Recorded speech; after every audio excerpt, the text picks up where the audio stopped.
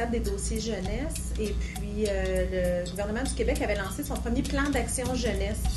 Et je me souviens que dans ce plan d'action-là, c'est la première fois où on parlait de la mise en place de commissions jeunesse dans toutes les régions du Québec.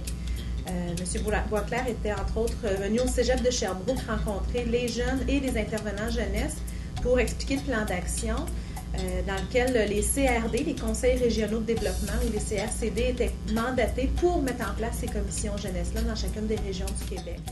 À l'époque, quand tout ça est arrivé, ça a fait, en tout cas, je pourrais oser dire l'unanimité. Je veux dire, les gens ont embarqué là-dedans, puis ils ont dit oui, c'est correct, puis plus que c'est correct, c'est important.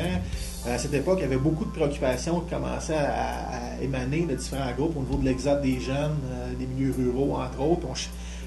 Il y avait une grosse réflexion à savoir, une préoccupation, j'insiste, là, à savoir comment on insère les jeunes le plus possible dans le développement de la société en général, que ce soit par l'implication citoyenne.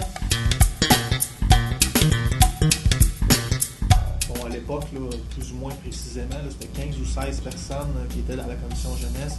Il y avait des sièges réservés par territoire, donc on avait une représentation dans chacune des MRC de la région. Il y avait des secteurs qui avaient été identifiés et on complétait ça avec des sièges là, cooptés, ou des sièges là, qui étaient un peu à la latitude du groupe, qui voulaient bien nommer des gens pour une expertise particulière qui n'étaient pas représentés dans des secteurs ou dans les territoires.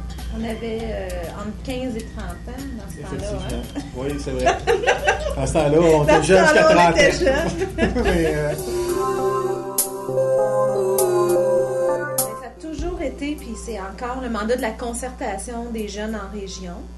On avait un rôle aviseur auprès du CRD, mais également auprès du gouvernement du Québec. Un rôle aviseur en matière de jeunesse.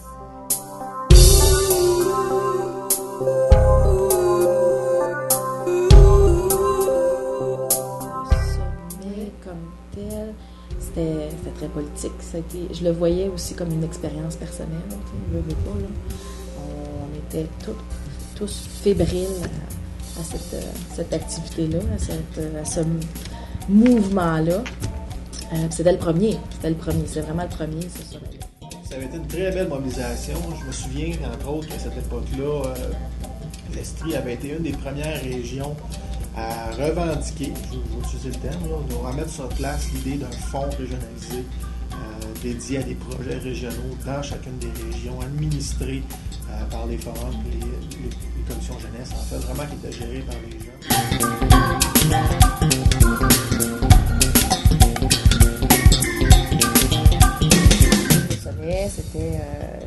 Ça a été le démarrage de tout ça. Là, le fonds, à l'époque, de vision au niveau du gouvernement, de dire, ben oui, on y pense à nos jeunes. C'était vraiment cette façon-là de voir qui était nouvelle. On ne voyait pas ça avant. Ben, regardez, laissez-nous aller, faites-nous confiance. On est capable. C'était ça. Au niveau des fonds, au niveau des sous, quand les jeunes avaient des bonnes idées, ça aussi, c'était marquant parce que nous autres, dans le forum, on disait aux jeunes, viens avec ton idée, on va la faire avancer. On va s'assurer que ça fonctionne, puis on va t'aider.